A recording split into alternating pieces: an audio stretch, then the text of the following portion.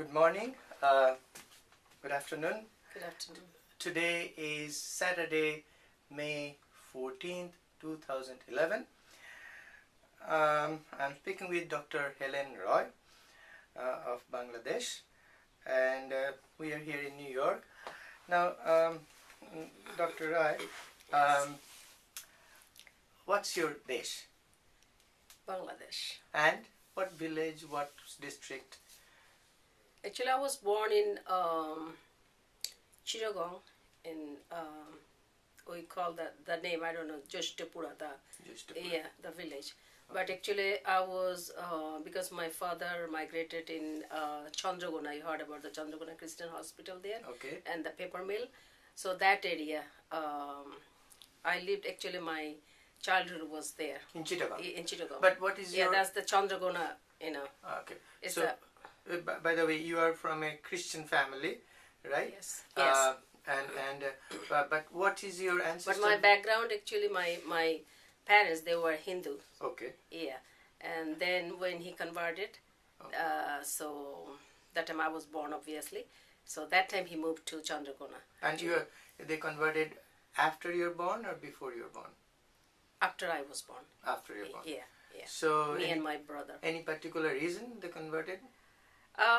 I just heard from my father that he was very sick and he was in a hospital, so he was being visited by those people, and then okay, he was about to die. That's what he said. Okay. He had some problem with the liver, and that time he was touched by them, okay, because of their healing prayer and all these things. Okay. So he was moved. That's why. That's nice. What I heard. Yeah. Yeah. Now what was? But all my other relatives, they are still Hindu, okay, and they're originally from. They're from Chittagong, or they're from other. No, they're all from Chittagong. Oh, so that's your ancestral village also. Exactly. So Joshtapur, right? You mentioned? Joshtapura. Joshtapura. Yeah. So that's in Chittagong. That's in Chittagong. How far is it from the city? It's actually, I haven't been there for so many years.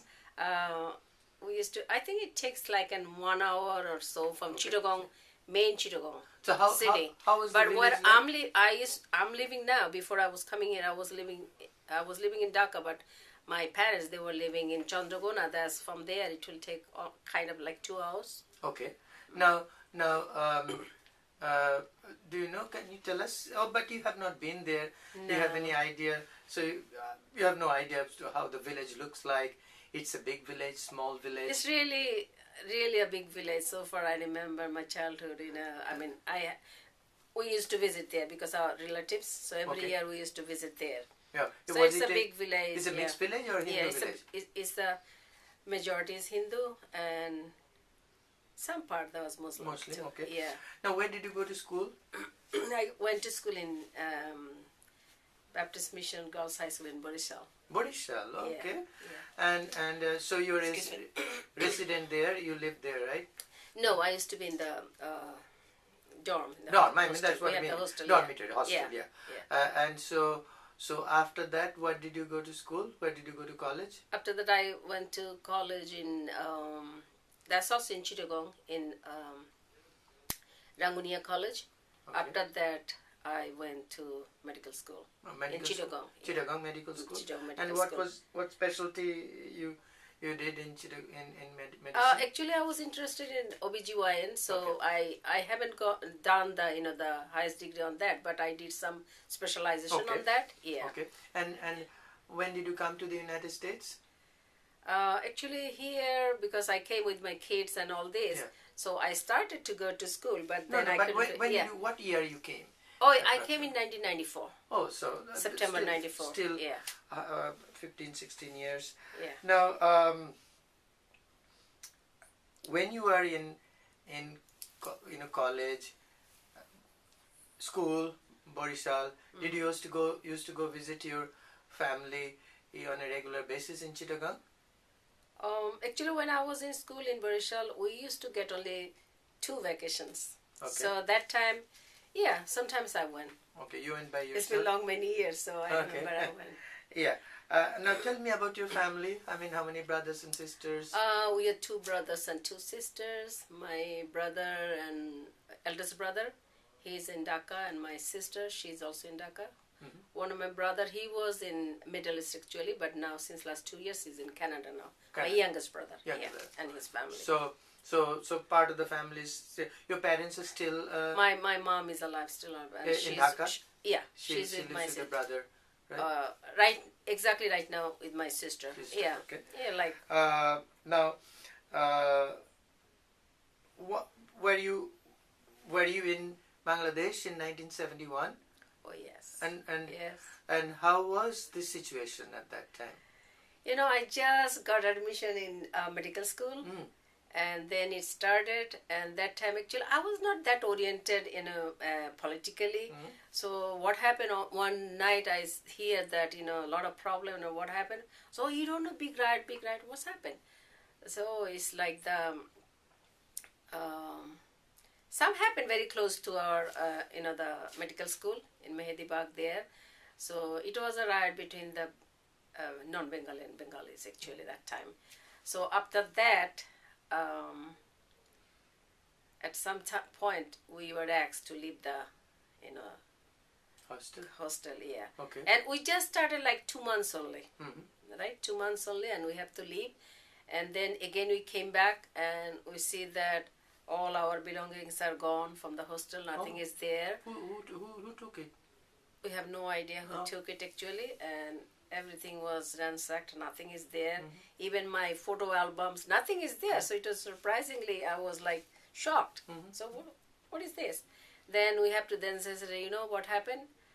It's a riot here, and it's like Pakistan and this East Pakistan and West Pakistan like that. So we had to leave. So I left. A lot of them, they also left. I don't know that what happened to the others, but I know about what happened to me. Yeah. So where did you go? First, I went to my house in where my dad and mom lives in Chandrakona there. Yeah. And after that, actually, several times, every time we are being told that, okay, Pakistanis are coming, they might attack us, so we have to leave like that. And interesting thing at that time, so we are all teenage girls, and my sister, me, and others, some neighbors. So some Pakistani armies were there in that area, because it's a hospital area, so they were, protecting the place. But every time we are being threatened that something might happen. And whenever they see that these Punjabis are coming or something, and there was an old lady, she used to tell us that, they are coming. And we used to run. And while we were hiding, Dad says that all the girls have to be safe. So we were running to a hole. Okay. Like it's a hole. Yeah, it's a hole space underneath the tree. Okay. So all the girls, we go there, and an old lady, she's an native woman, that we call over there tribal woman. So she was there, and she used to speak in her language, so that other people don't understand. Oh, they are coming now. They are coming very close. They are leaving like that, and we are in that tunnel inside there. How many of you? We were like 5, 6 of the girls. 5, 6 of the girls. We were there. That's how we have to save our soul, at that time. And Dad always told us, okay, don't wear nice clothes, nothing, don't comb your hair like that. It was like a. But your family stayed in Chittagong throughout. No, then we left the house actually. We left the house, but within Chittagong, but my brother had to leave, because that time they were all asking them, they have to go for the, this. Mukti Bahini. Liberation. Not always liberation, like that. And it was a lot of problem also, and so he left for India actually. Because my relatives, my uncle was there. Where in India he went to? Do you remember? He went to India, I don't remember. But one... In Tripura or in West Bengal? Tripura, and one time in Assam, West Bengal. Okay. West Bengal was a couple of the places, we have a couple of uncles. So he was there, actually. Now, those uncles you mentioned, are they Hindu? Hindu. Okay, they stayed with them. Yeah. Now, in 71, we hear, did you used to live in an area which was predominantly Christian? It was mixed. It was predominantly Christian actually. Yeah. Where I was actually, it was predominantly Christian there. But there was, I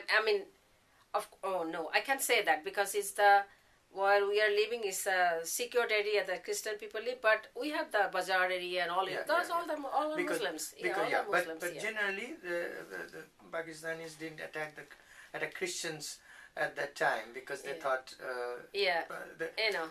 there could be repercussion from other places. Exactly. Now, so you throughout till December you stayed from your parents moved from Chandragona to other places? Yeah, we went in a remote village. I don't know, it's in the hilly areas. We have to, and we have to cross the river, and then we have to cross like small, we call the canals, like 14 of them. Oh my gosh. 14 of them, and it was like, I still remember that day, that because they were also looking for my dad. They said, first they were saying, oh, he does the Muslim League. They said, oh, he's the Mukti Bahini. He's teaching them how to, fight and all these things, play with the guns and all these things. So then they said that, okay, no, my uncle, who is the director of this hospital, he said, no, you have to leave. Okay. You have to leave, Dada, you have to leave. I said, okay, why can I leave now? I said, anywhere, you have to hide yourself. So it's a problem for you. So then we left, and we went across the river and we cleaned. It was I can't believe it. It was like all the poultry, chicken and all this thing is there. And we have to clean that place. We have to clean that place. And after cleaning, when we are about to rest there, we have a little bit close this, that. They said that no, you cannot because it's a problem for us because you are Christian. We give you the shelter here, so maybe it's a problem. Those are the Muslim friend who gave us that place, and they said no, we cannot keep you here. You have to. I said, at the dead of the night, where can you go? So, and my dad was crying, and my brother is there, and they said also you have to hide your big son and like this. So then we crossed that, that canals. We have to walk through the canals, all wet, all wet, and like this. So that's how we went to a tribal person. In the tribal areas, they have the tribal head, they call it. So he gave us a place there. Oh, very nice. Yeah, we were there. But on the second day, my dad, he was outside and he was reading a book, and like it says also in Bengali, it says Ashoni Shankat, means with a signal of danger or something like that. He was, all on a sudden, couple of people came there. And so they said, oh, how are you doing here, blah, blah, blah. And I said, we need money. I need money? I don't have money. I left everything and I came here. And I said, no, we need money. I know you are a doctor, right? I said, of course, you are my patient, So no, we don't want to hear that, we just want the money. Then they came inside, he was talking, I was inside, I came out, I said, what is that? And they took those big, the dao, like that. And machete. They said, don't move, machete dao. Don't move, just stay here, don't want to be smart. Whatever we want to do, we'll do it. But thank God, maybe we prayed to God. So they did do nothing to us. They went inside, they took whatever little money we have, they took everything. Bengalis, Bengali is a Razakars, or these were the liberation force? I actually can't tell you who were there. Only we know this that was some anti-independence group, you think? Independence group. Anti. And I'm not sure actually who they are. They are actually. Or just criminals? I don't think so. They are criminals. So you stayed there for how long? 2 days, you No, said? then 2 days. Then after that, we said that, okay, if we die, no problem. We have to go back because it doesn't look like it's safe. So that night, my dad, tried to do something so that they can send my brother to India. So he crossed the border. At that time, he was married. My brother was. No. He got married very young. His wife was there. He said, no, I cannot take you. Stay with my dad and mom. And I have to leave. Because seems like it's not safe for me. So I don't know how he. Okay, no, that's his story. He went to India. Yeah. Now, but you came back to Chandragona. We came back. We said that if we die, we used to hide my little brother. Yeah. Your father was a medical doctor, right? Yeah, he was. And what about your mother? Was she a doctor too? No. She was just a housewife. Right. Okay. And then, but did you see anybody getting killed or victimized at that time? Your neighbors or on your way of when you're fleeing? Did you see any atrocity or anything other than the one attacked on you with machete, dao machete? But anything else you remember? I really haven't seen like that, Okay. but I heard because from the medical college, when they came sometimes to visit, to tell the stories. That time I heard what's happening. Did you face any discrimination or any other problem from your Hindu extended family because your parents were converted? Did they face any? No. From that side, we never faced anything that why he became Christian or something from the Hindu side. Yeah. No. Now, as you grew up, did you ever face any problem because you were a Christian? Oh yes. It's not that physically I was abused, but mentally I was being tortured. Actually, when I understood that thing, actually, especially at my workplace. And whenever, Where did you work? I worked for an international NGO. Okay. No, most of my time before coming here. But that's international place also. You face that. Yes, but people are not international. They are from my country. Okay. Yeah. But if not you? What do you think in your position somebody faced? What kind of difficulty they faced? If it wasn't me? Yeah. No, I'm saying suppose somebody like you, a person like you, if you don't want to talk to you personally, or if you do, it's fine. What would a person like that, what kind of problem the person could face on a day-to-day basis? It could be worse. What actually, thanks to God that didn't happen to me that worse, but I have a strong mentality. Maybe that's why I always tried my best, but at last when I found that maybe it's no more safe, and also I know my kids, they were also like being the victim of the discrimination also at the school even. Like I tell you a small thing that my daughter used to go to international English school, so there was in the syllabus she used to. That was a recitation of a poem, right? But I think that was Ajan, the poem was. So everybody was reading there, reciting and all this. So all of a sudden she asked the teacher, she and another, one Hindu girl, one Buddhist girl. So they were all friends. So there was a teacher, what happened? Everybody is reciting, everybody were asking questions and everything. Why you're not asking us? So she said, no, this is only for the Muslim student. So she came home and she said that she was just 10, 11 like that. I said, so Ma, this has happened. I said, why did that happen? So then I said, okay, I have to go and ask the principal about this. So I went, I talked to her, and then she said that, listen, because it's not there. I said, then why it is in the syllabus then? Why it is in the syllabus then? Why it is in the syllabus then if everybody cannot go for the same? Because they feel that they are little kids. They don't know it's for the Hindu, Muslim or something, nothing. They can read it.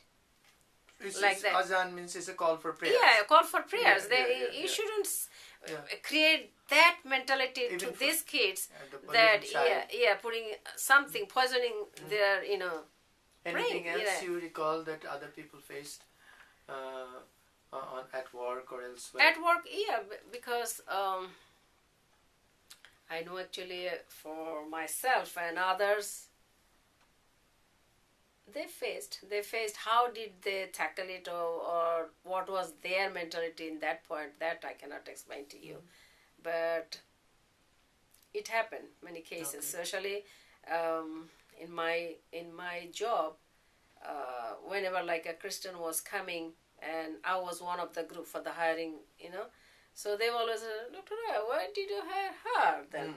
I said, what's wrong with that? Because we want a deserving candidate. Okay. For that position. So why you say, okay, you are the one who thought that she would be the best one, so you take her or him to your clinic. Oh, okay. Like So that. it's almost... So it's, yeah, yeah, it's like very, that. So very, quite tough. Now, have you ever traveled, because our project is partition related, so I'm asking, have you ever visited West Bengal in India? yes. Now, do you think there? How do you think in terms of what was your reaction?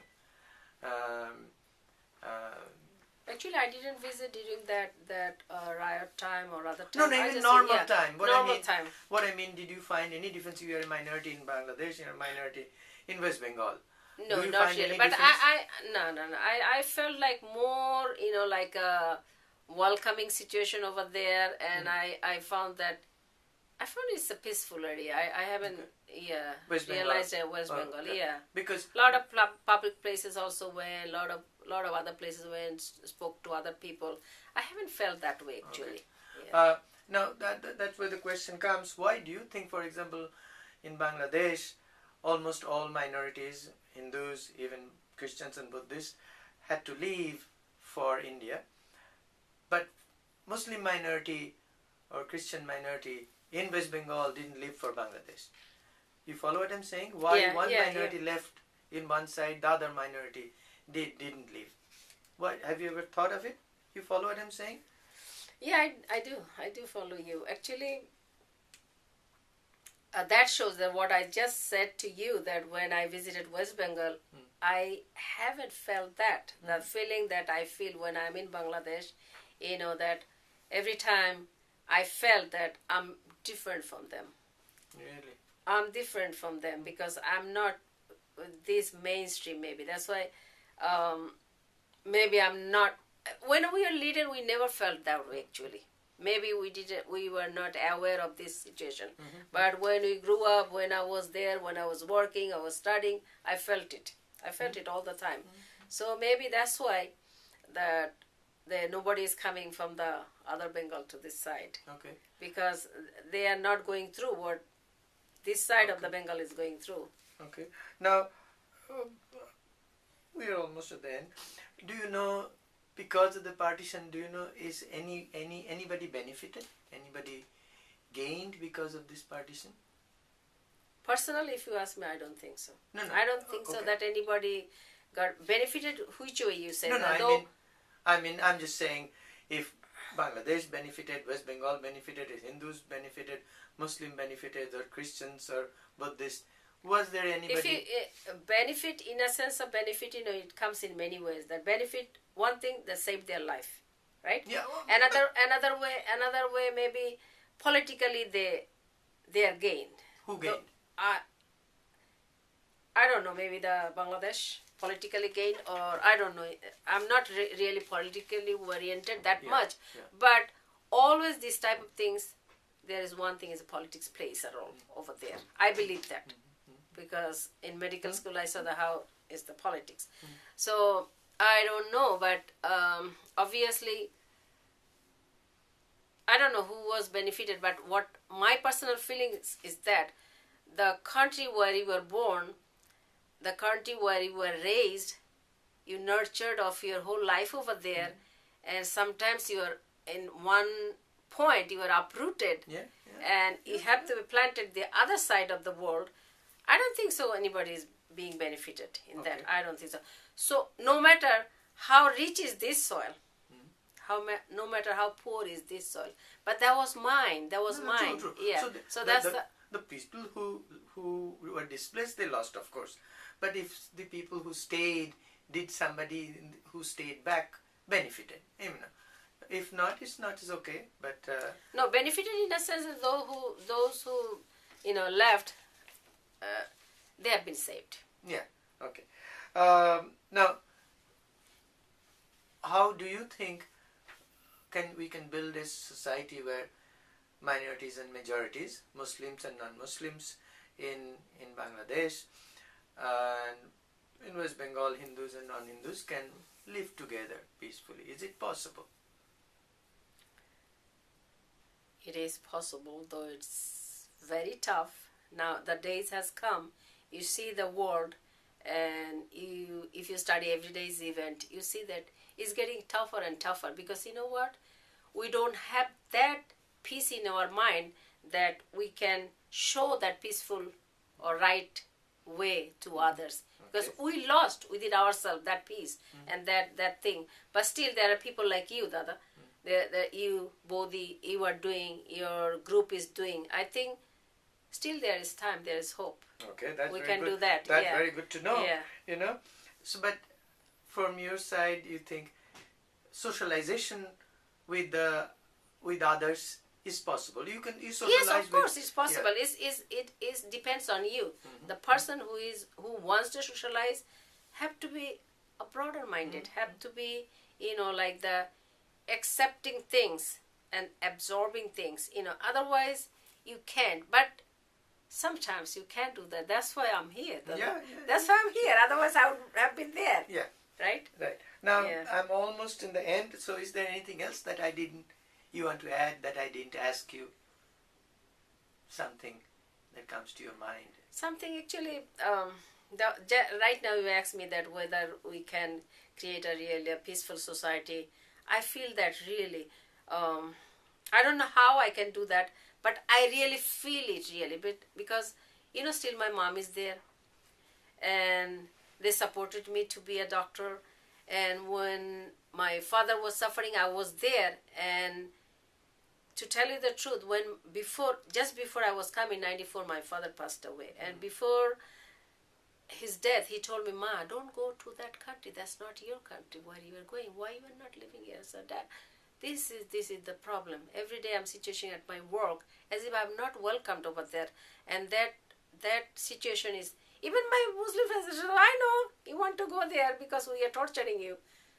Jokingly even they told me, I know Helen, why you are going there, because we are torturing you, right? We are doing.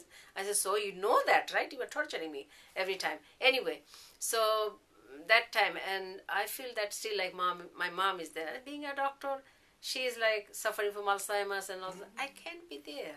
I can't be there. That's really a painful for me. Really, I always said it's not worth of being separated from my mother. I'm here. I'm the eldest daughter. I feel that. I really feel that. Yeah. Okay.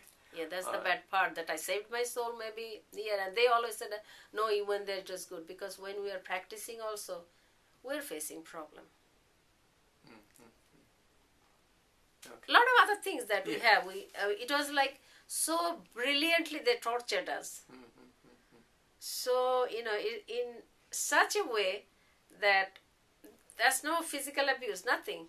But when you are mentally tortured, sometimes it's very difficult to tell others. Yes. But the sufferer only knows. Yeah, that's what happened. It's very difficult to express. Very difficult to express that. Yeah. Even for other people to even understand. Understand, exactly. But when I was leaving, my boss, he was asking, "Helen, why you are leaving? There is discrimination over there too." Okay. But do you think there's the same? Oh, no. Still there is justice here. Yeah. You can talk. Yeah. Thank you so much. I appreciate for your time.